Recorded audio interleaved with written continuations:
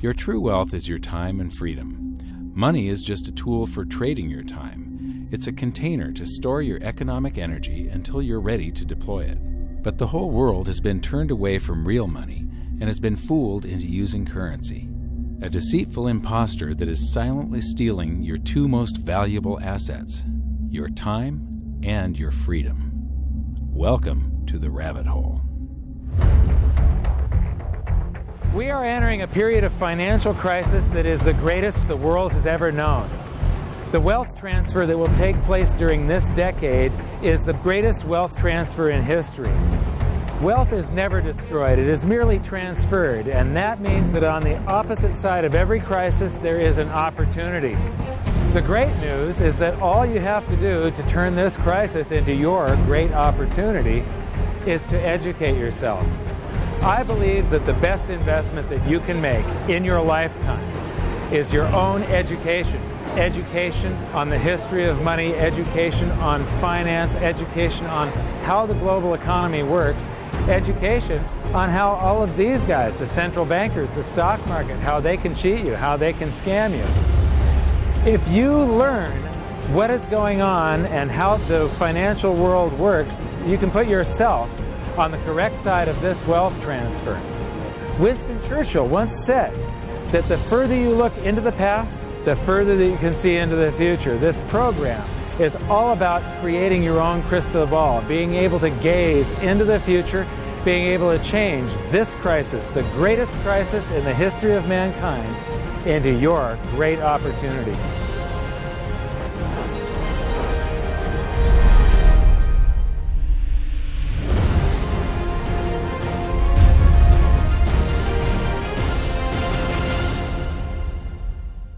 The hidden secrets of money, some of them are hidden in plain sight. They're like right in front of you. The way the monetary system works is something that isn't actually hidden away from all of us. It's out in the open, but it's complex and people just they can't see how it works. It's hard for them to imagine that we're living in such a hoax.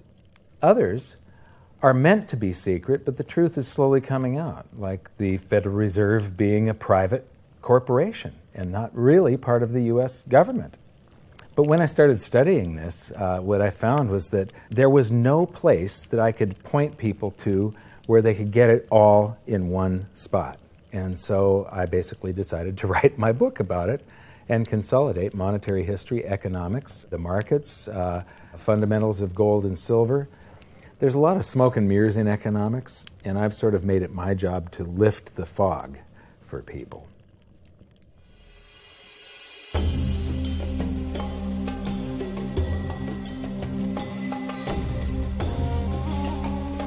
Welcome to Egypt. This is where it all began. Roughly 5,000 years ago, the Egyptians started using gold and silver as their predominant form of currency. But it was not yet money. The pieces of gold and silver that they were using were odd sizes and weights, odd purities, so it still was not interchangeable, where each unit is the same as the next. This meant that nothing really had a price yet. You couldn't put a price of so many coins on something because they didn't have coins yet. Trade was still difficult. It was still a guessing game when it came to the exchange of values. One of the reasons that we are in the financial mess that we are today globally is that people do not understand the difference between currency and money. Currency is a medium of exchange, a unit of account. It is portable, durable, divisible, and something called fungible. Fungible means that each unit is the same as the next unit. A dollar in my pocket buys the same amount as a dollar in your pocket. Money is all of those things plus a store of value over a long period of time. Even financial planners, bankers, your accountant, they don't understand the difference between currency and money. The currency in your pocket is a medium of exchange. It's a unit of account because it's got numbers on it. It's somewhat durable, it's portable, it's divisible in that you can make change, and it's fungible. A dollar in my pocket buys the same amount as a dollar in your pocket. But because governments can print more and more and more of it, and dilute the currency supply, it's continually transferring wealth out of your pocket, out of your bank account, to the government and to the banking system. The reason that gold and silver are the optimum form of money is because of their properties. It's an easy medium of exchange because gold and silver store a large amount of value in a very small area. It's a unit of account. Pure gold has the same value all over the planet. So an ounce of gold buys the same amount here in Egypt as it would in China or in the United States. It's durable. The same gold that Egyptians were using in trade 5,000 years ago is still here with us today. It does not corrode. It's divisible. You can make change with it. It's very portable. You could use something like oil as money. It's just that you can't carry around a barrel of oil on your back. It's fungible. Pure gold is the same wherever it is on Earth. Pure silver is the same wherever it is on Earth. It's limited in quantity. That's the reason that it maintains its purchasing power. Governments cannot print it. Over the last 5,000 years, only gold and silver have maintained their purchasing power. There have been thousands upon thousands of fiat currencies, currencies that are unbacked by gold or silver, and they have all gone to zero. It's a 100% failure rate. Well, fiat currency, of course, is a currency that exists at the dictate or by fiat from a government. You say they have their printing presses, and the paper money rolls off the printing presses. And then they give it the fiat designation, which makes the currency official. It's just worthless paper. But when Ben Bernanke gives it the special sign, and they have the cult meeting at the Federal Open Market Committee meetings, it suddenly becomes currency.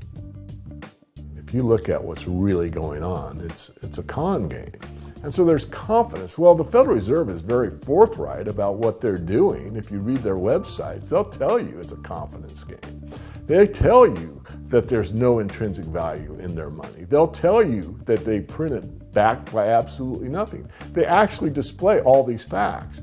But if you tell somebody in the public that this stuff is created out of thin air, there's no backing whatsoever, it's absolutely worthless, it's about as valuable as monopoly money, they'll look at you like you're nuts. Is there an example throughout history of a fiat currency, a piece of paper that's unbacked by anything, surviving? Short answer, no. Long answer, no. And here's why. When Addison Wiggin took over at the Daily Record, when they got cranked up, Bill Warner asked him to catalog all of the fiat currencies throughout history and what happened to each of them. Addison dutifully went to work. Within a short period of time, he had gone through the alphabet. All the fiat currencies that started with the letter A were done. They all went to zero. He was halfway through the letter B, and all the fiat currencies that started with the letter B, and there were 600 of them in just the first letter and a half of the alphabet, and every single one of them went to zero. Every one. 600 fiat currencies that start with the letter A, and half of the ones that start with the letter B are 600 of these things. Not one ever came close. Do you think this one, the United States dollar, is going to be the first one after all that? I don't think so. No. No currency, fiat currency has ever survived. None. The thing about money is there actually is a fairly well accepted definition of what money is. The question is, as you apply that definition to particular things that people claim to be money, do they fit the definition? We'll just take the paper dollar, for example. How well does it perform those functions? Well, store of value. The dollar has lost 95% of its purchasing power since the creation of the Federal Reserve in 1913. So not very good as a store of value. One of the things I do is just a way to get the audience's attention is I have a slide, and there are three pictures on the slide. One is a pile of monopoly money. The other one is a pile of Federal Reserve notes, what Americans would call paper money. The other one is a solid gold American Eagle 1 ounce coin. And the title of the slide is, which of these is not like the other? And if you know the show Sesame Street, or you have children who watch it. It's one of the favorite vignettes in Sesame Street. And what it really is a kind of IQ test for 5-year-olds. They're supposed to look at the 3 things and look at characteristics and find the one that's not like the other. Well, I've shown this slide to groups of Ivy League university professors, and I've also shown it to children, kind of 5 years old, my nieces and nephews and so forth. And when the professors look at it, they say, well, clearly the dollars are not like the others, because gold has no role as money, and monopoly money is junk, and the American dollar is a store of value, so that's not like the other. But the children look at it and they say, well, the gold coin is not like the other, because the other two are just piles of paper, and the gold coin is clearly something different. So my question to the audience is, who's smarter, a 5-year-old or an Ivy League professor? Before World War I, each note that a treasury issued would say that there have been deposited with the United States Treasury $20 in gold coin payable to the bearer upon demand. The money was in the vault.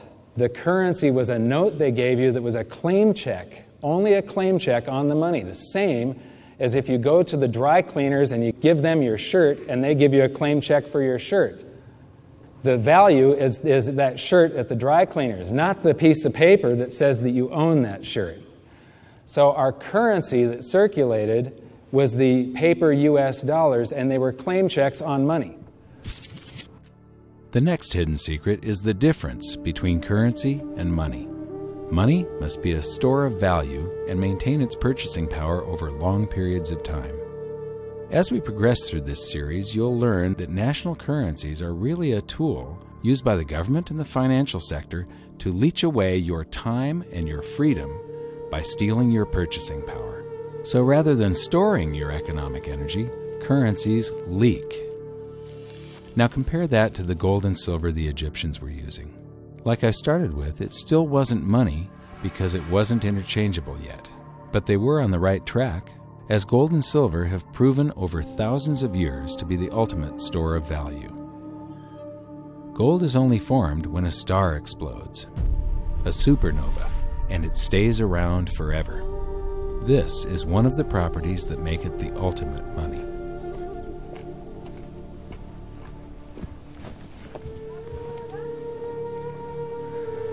People are amazed that after 5,000 years, the pyramids are still here. But what I'm more amazed at is that the currency that the people that built this were using, that currency, that gold and silver that they were using in trade on a daily basis, is still around today. It may have been melted down and re-refined, and it's in a coin or a bar or in some piece of jewelry, but it's still with us today, and it still purchases something. Yes, it is the ultimate money because there is nothing else even in the same league. It's divisible, it's permanent, it's a store of value, it's a unit of account. It's got everything you want out of money, but it doesn't go away, and it can't be increased. That is what makes gold the most beautiful money of all. What more could you ask out of a money? It keeps governments under control. You can maintain a solvent system. Governments don't like gold at present because they're getting away with the fiat currencies, and they'll do everything they can to discredit it as an asset class. I mean, my goodness, gold has outperformed the Dow Jones Industrial Average in each of the last 7 years, yet it's not considered a legitimate asset class. Why? Again, it's the fear that maybe gold will be imposed on the system, that it will constrain government ability to spend beyond its means. They can't print it. They can't print it, no. The proper definition of inflation, I use Milton Friedman's definition. Inflation is an expansion of the currency supply. Deflation is a contraction of the currency supply. If you expand the currency supply, eventually prices will rise. And if you contract the currency supply, eventually prices will fall. This is a pool, but it's not a pool of water. This is the currency pool. And these are prices. And if you expand the currency supply, prices like a sponge in water have to rise to suck up the excess currency. Governments never stop printing more currency and adding currency to circulation. Therefore, prices keep on going up not because the stuff that you're trying to buy is changing. The real estate doesn't change. What has changed is the currency purchases less and less. It's the currency going down, not prices going up. The truth is, what we have that makes our world work right now is a big story. None of it's real. It's all just promises. And if you think about it, that's how currency began to work in the beginning. You know, before we had currency, we had barter. I'll give you 3 coconuts and you give me 4 fish, because that's kind of a fair exchange on coconuts to fish. But that got complicated, so we had to invent this thing called money to be a divisible, portable medium of exchange. And the challenge is that we lost that a long time ago, when we lost having things of value be our currency. And now we have this thing called numbers and accounts. But trust me, it is not real. It's a big made-up story. One of the biggest make-believe stories ever is called quantitative easing, which sounds complex, but it's really just a smoke and mirrors term for currency creation. QE started with the banking bailouts back in 2009. This currency was created out of thin air and then given to the banks, who paid themselves record bonuses in reward for crashing the world economy. This is a global phenomenon, but all you have to remember for now is that whether it's QE bailouts or stimulus programs, these are all just voodoo, hocus-pocus terms for increased currency creation. I believe gold and silver will reassert themselves as money. And when they do, there just isn't enough. And their purchasing power is going to go up many, many, many times. Egypt is an amazing place. There's a franticness about it, and utter chaos, especially like the traffic. But when it comes to like all of the merchants that are trying to get every last dime out of you, you get fleeced to the point where you come back with an empty wallet. But you know what? They're amateurs compared to Wall Street. In the past several years, I've spoken in many countries about the crisis that's coming, and a lot of people think that they're going to be okay in their country, that it's only going to happen to the United States or maybe the United States in Europe. But what they don't realize is that this is a global phenomenon. I got to show you something here. This is base currency in the United States. This is the number of paper dollars that exist, basically. It took 200 years to go from no dollars in existence to 825 billion. And then we had the bailouts, and then we had QE1, quantitative easing 1, then QE2, and then we had QE3, and then QE4, and then soon we're going to have QE57 and QE382. And it isn't just here. This is what the Canadian currency supply looks like. This is Australia, South Africa, Russia. Now, this starts out in just the year 2001, and this is like 18 times more currency in existence in a little over a decade. Here's Singapore, same story. Look at that, since the crisis, just bam. India, China, every government on the planet is doing this insane deficit spending and expanding their currency supplies, doing bailouts. And history shows that there is no example of this turning out well. It is sometimes amazing that we haven't experienced more inflation than we have. If they keep expanding the money supply so vastly, why aren't our prices growing faster than they really are? And the answer is that a good chunk of the money that the Fed created has been shipped overseas. I remember early in my research, I heard this expression that the Americans have exported their inflation. I thought, what is that? How can you export your inflation? Put it in a box and send it out? What do you do? Well, now I understand. You export your inflation by simply sending all these dollars that you created to these other countries, and then they send you their refrigerators and their cars and whatever, their TV sets. So you get hardware, and they get little pieces of paper. It's a great deal for the American people for a while. For a while. Sooner or later, all of those pigeons come home to roost.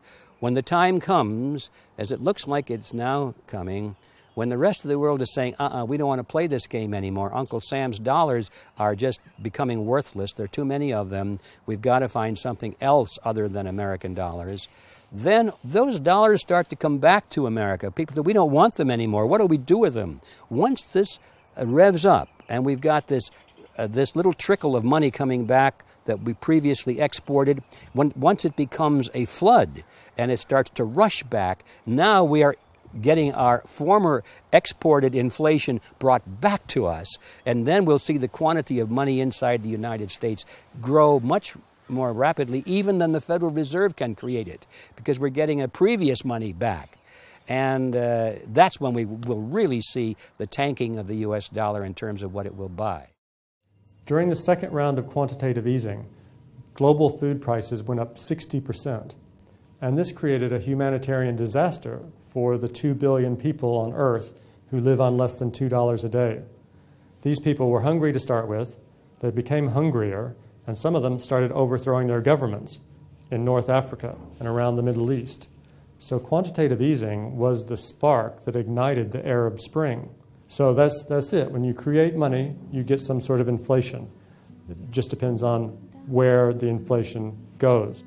It's all going down, down, down. Peasants are reeling from a game of coins and crowns. Given the premise that you have a permanent underclass or poor class, and how does inflation affect them disproportionately, it affects them basically in the percentage of their income that goes to food.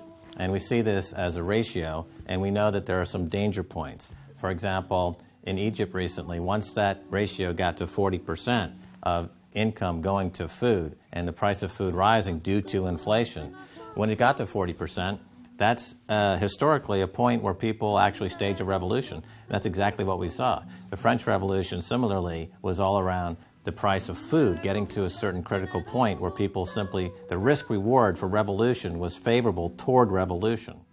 When they print it up, then it all goes down. Well, exactly right, because when you have a runaway inflation, it's punishing the very people who are most productive in society. In other words, the people that produce more than they consume and save the difference. The problem is that those productive people, the savers, save in their national currency. And unfortunately, the national currency is just a fiat piece of paper at this point. So when it's destroyed through runaway inflation, that $100,000 that you were hoping to retire on doesn't exist. And the things that you were going to buy with it and provide for others don't exist either. Now what are you going to do? So that all seems pretty scary. However, this is going to happen, and you can only play the hand that you're dealt. But the great news is that gold and silver always end up doing an accounting of the expansion of the currency supplies. Basically, the will of the public and the free markets. When governments do this kind of stuff to their currency supply, they debase it. Eventually it comes back in inflation. People sense the loss of their purchasing power. They rush back to gold and silver, and they bid the value of the gold and silver up in the country until it meets or exceeds the value of all the currency in circulation. This is a process that's been going on over and over again throughout history, except this time it's happening on a global scale. It has never before happened in all countries at once. And that means that this is the greatest wealth transfer in history. Therefore, it's the greatest opportunity in history, and it's not going to happen again in your lifetime. So now we've learned that your true wealth is your time and your freedom. Money is a trading tool that stores the economic energy that is your time and freedom, whereas currencies leak them away. Gold and silver are the ultimate money simply because of their properties. Fiat currencies are based solely on confidence and always return to their intrinsic value of zero. Governments don't like gold because it imposes restraint. Rising prices are a symptom of an expanding currency supply, and gold and silver always account for an expanding currency supply. So that's it for this episode. Join me next time as we begin to investigate how monetary history just repeats and repeats, and how gold and silver always win the battle between currency and money. Until then, my challenge to you is to stop calling currency money. It's a crucial first step towards setting your mind free of all this economic voodoo and changing your context. You can learn more by watching the bonus features on our website, and if you have any questions, you can post them there, and we'll answer some of your questions in future bonus features. So good luck, thanks for watching, and we'll see you next time.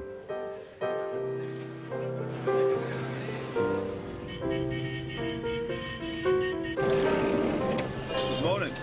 Wow. What does fiat mean? It comes from the Latin for crappy car.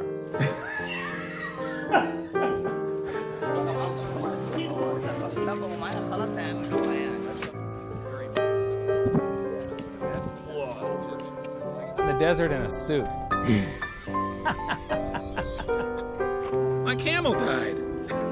You're not too sure about that, are you? Huh?